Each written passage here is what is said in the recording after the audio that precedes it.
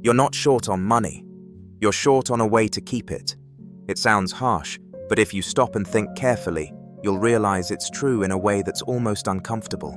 A lot of people around you aren't unemployed.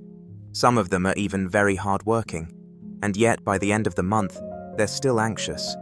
By the end of the year, their pockets are still empty. And then 10 years pass, and life is almost unchanged. The problem sometimes isn't how much you make, it's how you manage your money. Have you ever asked yourself why you work like a machine, giving 8 hours, 10 hours, even 12 hours a day to multinational corporations? Yet at the end of the month, your account balance still feels like a cruel joke. You're not unemployed. You're not lazy. You even earn more than last year. So why does that sense of financial insecurity keep clinging to you like a ghost? The truth is, this society doesn't actually want you to be wealthy. It wants you to be a perfect consumer. A perfect consumer is someone who earns money, spends it all, and then goes back to work to pay off debts for things they don't even truly need. You're standing inside a financial matrix engineered with precision to drain every last coin from your pocket before you even realize it's gone. Your biggest enemy isn't a low salary. It's the lack of control over the cash flow that sustains your very survival. You think you're freely shopping, but in reality you're voluntarily placing invisible golden chains around your own neck.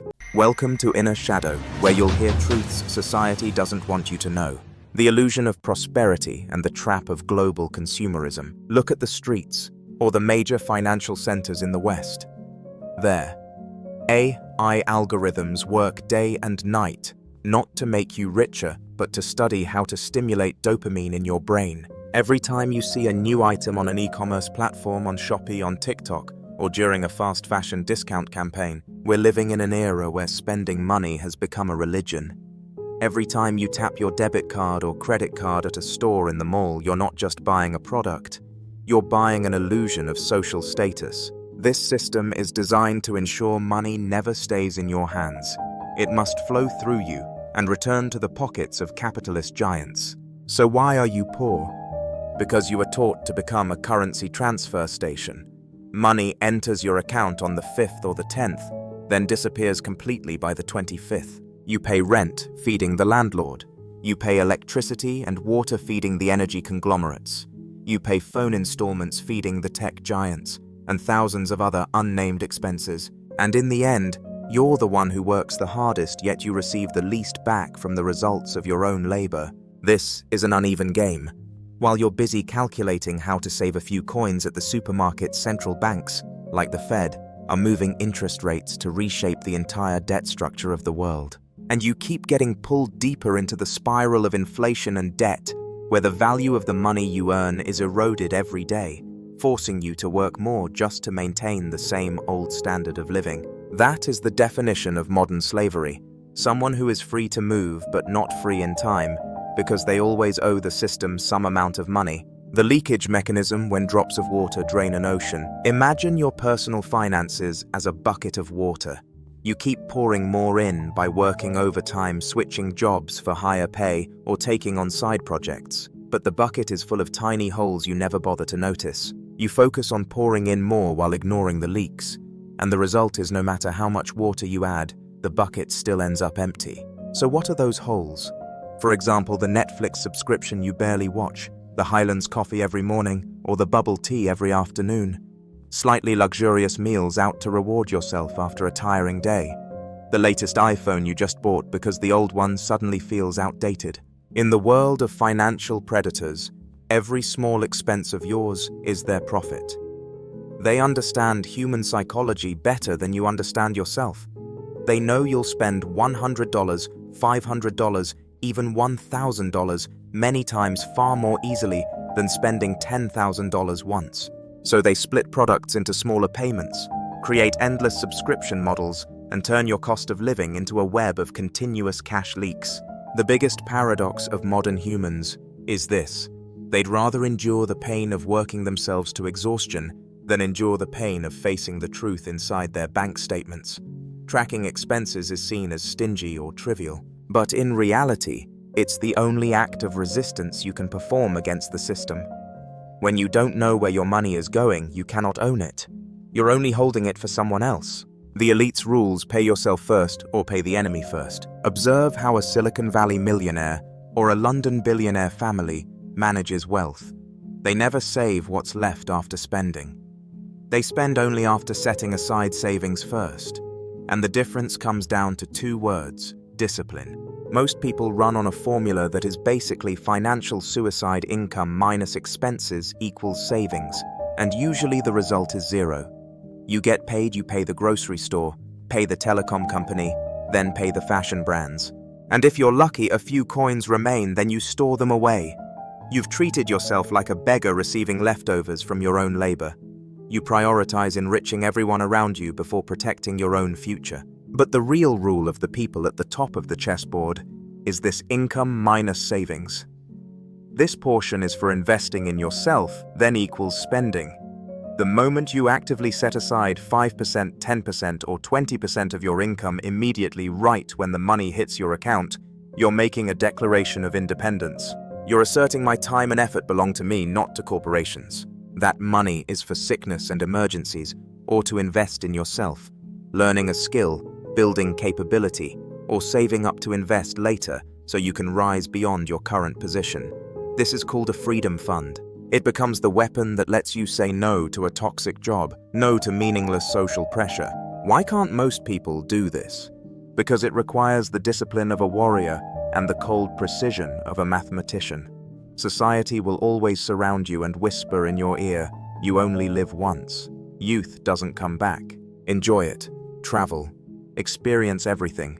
You deserve this. Those are the lullabies predators sing to their prey before tightening the circle.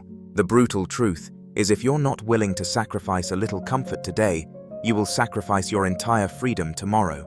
The debt matrix, the tightening headband of the 21st century. In many developed countries like the US, the credit score system is a prime example of controlling people through finance. You're encouraged to borrow to consume student loans, car loans, mortgages, phone loans, TV loans, and you're judged as a good citizen based on your ability to repay consistently. This system creates the class of voluntary slaves. When you carry debt on your shoulders, you stop daring to take risks. You stop daring to pursue breakthrough ideas or personal dreams. You cling to your current job and tolerate exploitation because you fear that if you stop, your credit card castle will collapse. And this is exactly how poverty is maintained across generations. It isn't a lack of resources. It's a spending structure engineered to keep people permanently financially hungry. Even when your income rises, the system adjusts by raising real estate prices, raising education costs, and creating new consumer needs, ensuring you remain trapped in the same spiral. Poverty is sometimes not an accident. For the modern economic system, poverty in accumulation is a necessary feature to maintain a cheap, stable workforce. Because if everyone knew how to keep money and achieve financial freedom, who would accept working 12 hours a day in Amazon warehouses or in garment factories across Southeast Asia? And the first step to escape this matrix is not trying to earn an extra $1 million. The first step is an awakening of awareness. You must face the monster that gnaws at your finances every day. Track your consumption. Track your spending. This isn't a boring accounting exercise, it's psychological surgery. When you can record every small coin, you begin to see painful truths. You'll see how much money you spent just to impress people you don't even like. You'll see how much money you threw into self-destructive habits just to relieve pressure from the very job that earns you money. In big cities like Seoul or Shanghai, young people are falling into a YOLO lifestyle trap. You only live once. They spend their entire salary on luxury trips or designer items just to fill the emptiness and powerlessness they feel about the future. But the cost is total dependence on the system. They're using their own future to buy moments of showing off on social media. 30 days of tracking expenses is 30 days of holding a mirror straight to your true nature. You'll realize you're not short on money. You're bleeding financially in too many places. And only when you see the wounds do you have a chance to bandage them. Remember, awareness is the beginning of power. Someone who doesn't know they're in prison will never think about escaping. Paying yourself is a revolution. And when you decide to set aside 20% of your income to invest in yourself, before paying anyone else, you're performing a revolutionary act. This isn't simply saving, this is building a fortress. In history, wealthy kingdoms always had stockpiles of food and gold to survive harsh winters or enemy invasions. For you as an individual, it's the same. The money you keep is your life's stored energy. It gives you more choices. And choice is the difference between a free human being and a biological robot. The system wants you to believe that 5% or 10% is too small to matter. Saving a few coins will never make you rich. That is the sweetest lie they've injected into your mind. They're not afraid you'll get rich from a few coins, they're afraid of the habit and the mindset that those actions create. When you start keeping money, you start thinking like an owner instead of a wage worker. You begin to see the world through the lens of investment opportunities, instead of the lens of discounted products. You begin to understand the power of compound interest, the eighth wonder of the world that the wealthy have used to dominate humanity for centuries. Remember, every coin you keep is a soldier working for you. If you spend it all, that soldier dies. If you keep it and make it multiply, you're building an army to protect your life. Stepping out of the matrix. You can't destroy this global economic system. You can't change the rules set by bank owners and politicians in Washington or Brussels, but you can change how you interact with it. You can choose to become an awakened player instead of a passive pawn. And here are the thinking rules to start taking control of your own chess pieces. Rule number 1. Think in value, not price. Before you buy anything, convert its price into hours of your labor. A $1,000 bag isn't just $1,000. It's a full week of work. It's hours in an office under pressure, trading away time with your family. Is that item worth a week of your life? When you view the world in units of time, everything becomes shockingly clear. This is for the majority, of course, not those for whom $1,000 equals 1 day of work. Rule number 2. Offense and defense. Making money is offense, of course, but keeping money is defense. In soccer, a team that only attacks but can't defend will always lose. Don't focus only on earning. Learn to become a master of defense. Seal every financial leak. Cut unnecessary costs and protect your money like you protect your life. Rule number 3. Automate freedom. Don't trust your personal discipline when facing the temptation of shopping malls. Set up an automatic system to transfer money from your salary account to your investment account the moment you get paid. Let paying yourself become a law of physics. No thinking, no inner struggle. Life is a chessboard, and money is just the pieces. If you don't know how to control the pieces, they'll be used to surround you and checkmate you. Poverty is not destiny. It is the result of a chain of wrong decisions driven by an outdated education system and mass media. You can keep being a hard-working rat in the wheel running until you're exhausted and replaced by another rat who is younger and cheaper. Or you can face the truth and begin building your own escape route. Remember, real freedom is not about how many things you can buy. It's about how many things cannot buy you. Welcome to the world of the awakened. Start tracking. Start keeping. Start taking back control of your life starting today. The matrix is powerful, yes, but it cannot defeat someone who has seen through the core of the truth. What will you do with your first chess piece? The outcome of the next 10 years will not depend on luck. It depends on whether you dare to pay yourself first tomorrow. The game is yours.